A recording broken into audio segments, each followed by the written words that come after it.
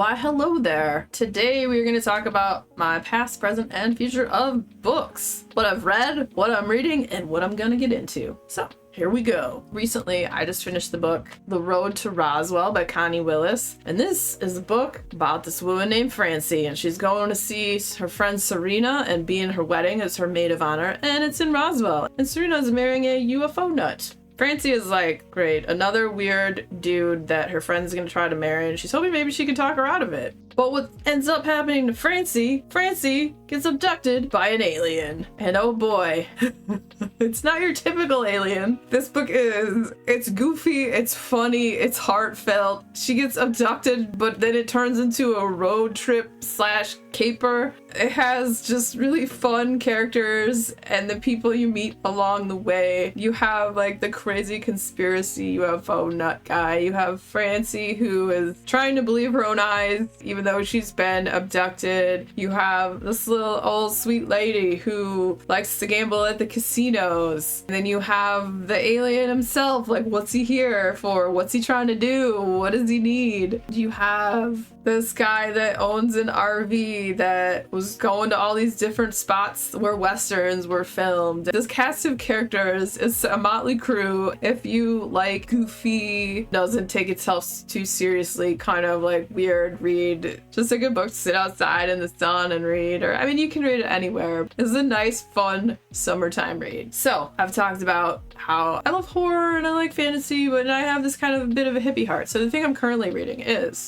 it's the 7-Step Homestead, a guide for creating the backyard micro farm of your dreams. I don't know if I've mentioned this before, but eventually I want the whole backyard to be edible. I do not want grass. Grass is all gonna go at some point. We will not have a backyard to mow at all. Everything going back there, I want to be able to eat it. Herbs, fruits, veggies, all of that, edible flowers, edible plants. So I have like a 10-year plan where I want this to go and what I want to do. And I'm going to add a little bit each year. This year we had the raised bed garden. We're growing peppers and cucumbers and butternut squash and tomatoes. And I have 2 blueberry bushes that we planted.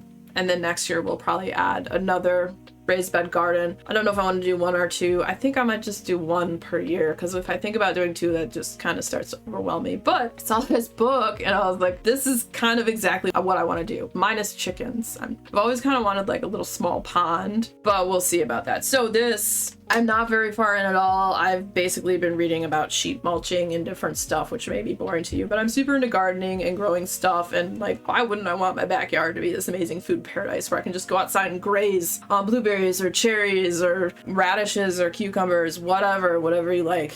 Pick your food, your fruits and veggies of your desires. We're definitely gonna have cherries at some point and strawberries, but this year it's just blueberries. The soil was right for it. This book, I'll read you the little synopsis on the back of it. It says, put your backyard to work 1 step at a time. Turn your yard into a bountiful food-producing landscape. Homesteader Leah Webb makes the process simple with her 7-step program that provides exactly the information you need for each stage. Start small and ensure success by building gradually and customizing the plan to fit your space and needs. And that's, as I said, kind of what I want to do, and it's probably going to take about 10 years to get there, but eventually we will. And if you follow me on Instagram, I have some photos of the stuff that I've been growing in the yard, and then the little corner of the yard that we've been rewilding and whatnot. My Instagram link is down below if you do want to follow, and you can check that out. Mainly it's books, my cat, and then the plants that I grow. Okay, so the next book I got, and I'm super excited to read this. There is a guy that I follow on social media, Fred Anderson, and recently he wrote a book, and when I found out he wrote a book and it's about weird stuff, I was like, yes, I need to get this book immediately. So I ordered it, and it is called Northern Lights, High Strangeness in Sweden by Fred Anderson. I kind of love the cover. I love purples and the greens. I thought it looks really cool. Let's get weird. Let's talk about what this book is about. I'll read you the back. If you are interested in this book, I will have a link down below to that if you want to check that out. Actually, for all these books, if you're interested in any of these, I'll have links down below. Those are affiliate links, which is a great way to support the channel and indie bookstores. So let's get into this book. Northern Lights, High Strangeness in Sweden is the first book written in English entirely devoted to the subject of high strangeness, UFOs, and other mysteries in Sweden. While Sweden is known as a secular, rational country where stories of the paranormal are considered something of the past, the truth is quite the opposite. The country has a long history of weirdness, unexplained observations, and eerie encounters, often connected to the countryside, desolate roads, and empty fields. From gnomes, elves, and trolls of the past to UFOs and aliens in modern times. Perhaps they're all connected, just different perceptions of the same phenomenon. This book takes an in-depth look at a wide range of peculiar incidents recorded through Sweden's history, spanning from 1920 to 2013. It delves into a myriad of extraordinary encounters, diving into the mysterious realm of the unknown. Readers will embark on a journey exploring mesmerizing encounters with otherworldly beings, encounters with strange flying crafts, time rifts, Men in Black, and even a touch of cryptozoology. However, the primary emphasis of this captivating narrative remains on the gripping subject of UFOs and extraterrestrial beings, examining the profound impact on both the personal experiences of witnesses and the rich tapestry of Swedish culture. So I thought this would be really interesting, and I like Fred a lot. If there are people that you like, support your friends, support your artists, support them. I'm a big advocate for that. If people that you like and follow on the internet are doing stuff that's cool, and they have something like this, if they write a book, get the book.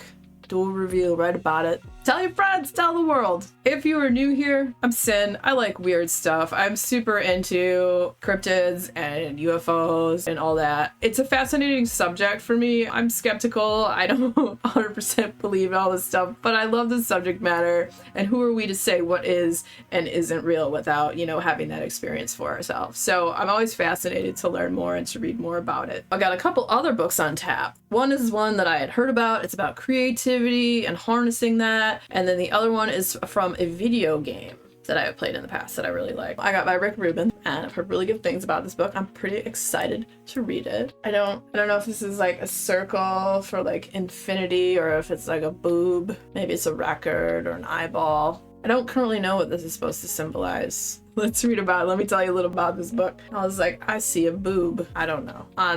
That's probably not what that's supposed to be, I'm pretty sure. I wonder if there was a dust jacket for this. I don't know. There's no synopsis. Maybe I'm gonna have to look this up. So this book, The Creative Act, A Way of Being by Rick Rubin. This says, many famed music producers are known for a particular sound that has its day. Rick Rubin is known for something else, creating a space where artists of all different genres, traditions, can hone in on who they really are and what they really offer. He has made a practice of helping people transcend their self-imposed expectations in order to reconnect with a state of innocence from which the surprising becomes inevitable. Over the years, he has thought deeply about where creativity comes from and where it doesn't. He has learned that being an artist isn't about your specific output, it's about your relationship to the world. Creativity has a place in everyone's life, and everyone can make that place larger. In fact, there are few more important responsibilities than that. So, and it also says, the creative act is a beautiful and generous course of study that illuminates the path of the artist as the road we can all follow. It details the wisdom gleaned from a lifetime's work with a luminous reading experience that puts the power to create moments and lifetimes of exhilaration and transcendence